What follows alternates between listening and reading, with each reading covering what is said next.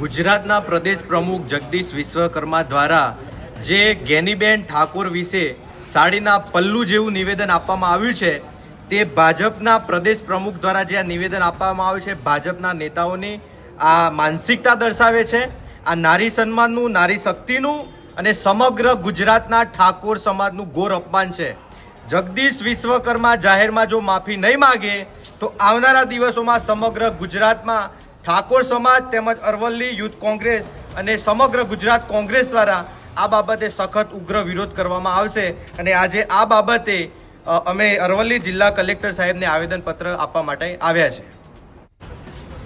આથી હું ભરતભાઈ ઠાકોર જણાવું છું કે ગુજરાત ભાજપ પ્રદેશ અધ્યક્ષ જગદીશ વિશ્વકર્મા દ્વારા બનાસકાંઠાના સાંસદ જ્ઞાનીબેન ઠાકોર વિશે જે સાડીના પલ્લોમાંથી સીટું ખેંચી આવું જે નિવેદન આપવામાં આવ્યું છે, આ નિવેદન અયોગ્ય અને અશોભનીય અને નિંદનીય છે.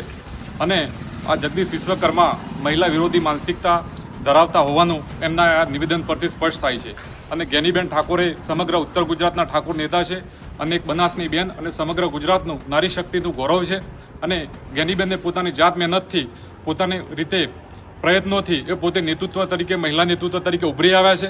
અને આ પ્રકારના બિનજવાબદાર, બેજવાબદાર મહિલા વિરોધી નિવેદન કરવા એ બિલકુલ અયોગ્ય છે. અને જો જગદીશ વિશ્વકર્મા આ જ્ઞાનીબેનના નિવેદન વિશે જો માફી માગે તો સારું છે, ન માગે તો આવતા દિવસોમાં વધુ અમે આક્રમક એમનો વિરોધ પ્રદર્શન કરીશું.